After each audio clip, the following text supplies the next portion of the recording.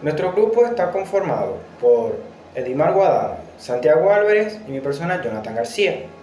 Estaremos hablando sobre las soluciones de ecuaciones diferenciales de segundo orden en series de potencia. La serie de Taylor. La serie de Taylor es una serie de potencias que se prolonga hasta el infinito, donde cada uno de los sumandos está elevado a una potencia mayor a la antecedente.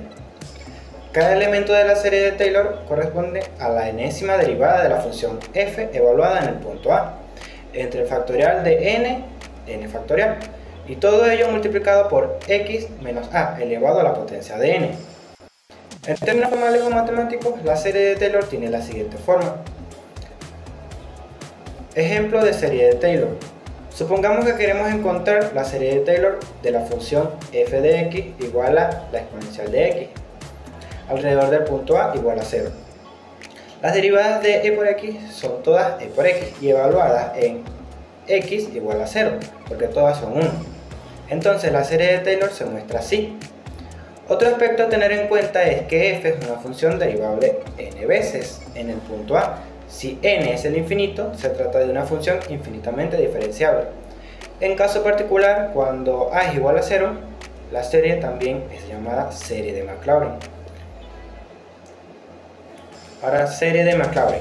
Una serie de Maclaurin es una expansión en serie de Taylor de una función alrededor de 0. Las series de Maclaurin reciben el nombre del matemático escocés Colin Maclaurin.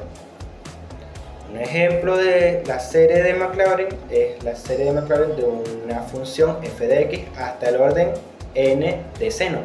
Puede encontrar usando series de f por x, 0 y por n. El término n de una serie de Maclaurin de una función f se puede calcular usando el lenguaje Wolfram de series de coeficientes f por x, 0 o n, y se da por la transformada z inversa. Las series de Maclaurin son un tipo de desarrollo de series en el que todos los términos son potencias enteras no negativas de la variable. Otro tipo de series más generales son la serie de Laurent y la serie de Puiseux. Puntos regulares y irregulares.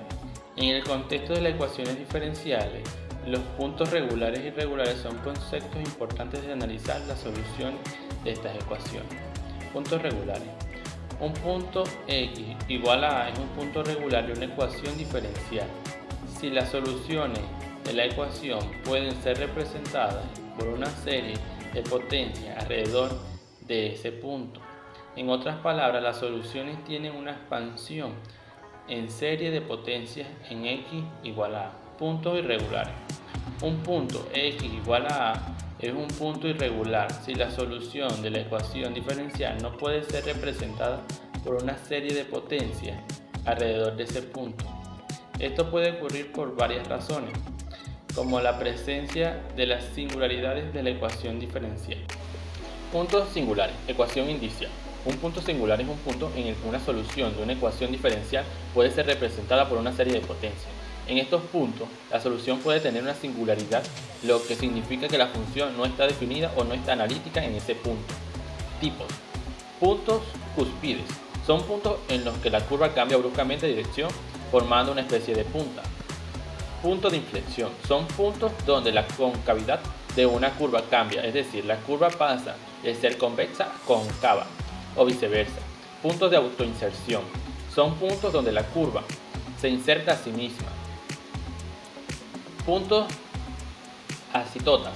Son rectas a las que se acerca una curva indefinidamente, pero nunca se tocan. Puntos aislados. Son puntos que no tienen vecindad en la curva. Ecuación indicial. La ecuación indicial se obtiene al resolver la ecuación diferencial en un punto singular. Es una ecuación algebraica que surge al sustituir una solución en una serie de potencias en la ecuación diferencial y igualar los coeficientes de los términos de la misma potencia en x.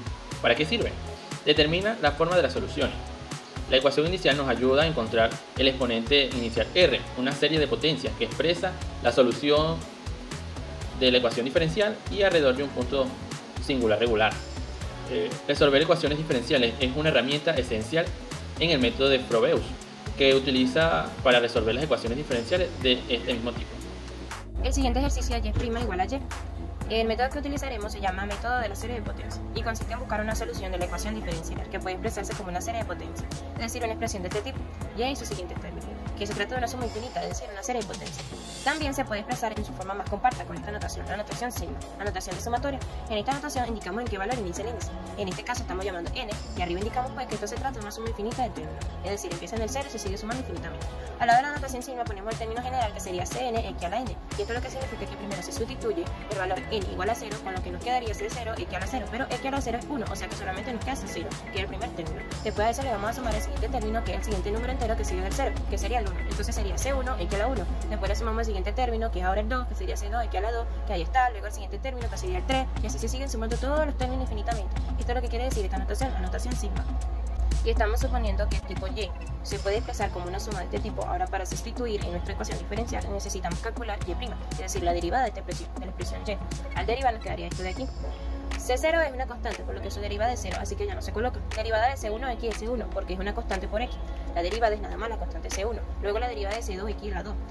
Es 2C2x, porque es el 2 se baja, se multiplica por C2 y al exponente le restamos 1. Por eso nada más queda x, al igual en los siguientes términos. En este caso se derivó hasta el término que no se puso aquí, que sería C5x a la quinta. Bueno, pues lo derivamos, nos queda 5C5x a la cuarta. Ahora, por muchos términos que escribamos, nunca estaríamos escribiendo toda la suma completa, porque como se mencionó, se trata de una suma con infinitos términos. Por eso resulta mucho más conveniente utilizar esta notación, la notación sigma, porque en esta notación queda claro que se trata de una infinidad de términos.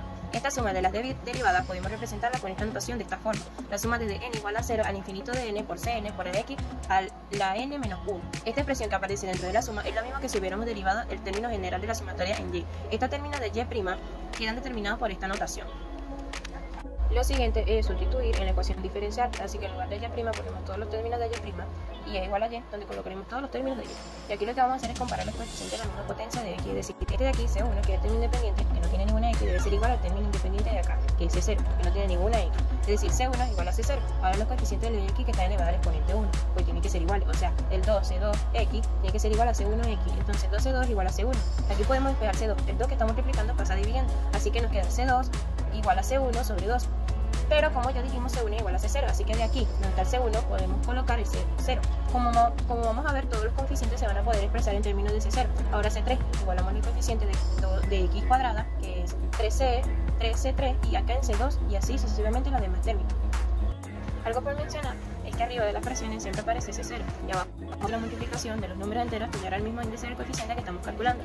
Aquí es 4C4 igual a C0 sobre 2 por 3 por 4. Esto ya nos dice una regla general para encontrar cualquier coeficiente. ¿Cómo encontramos un coeficiente general de Cn? Bueno, dividimos C0, que siempre aparece arriba, y abajo aparece la multiplicación, 2 por 3, por 4, por 5, etc. hasta llegar a n.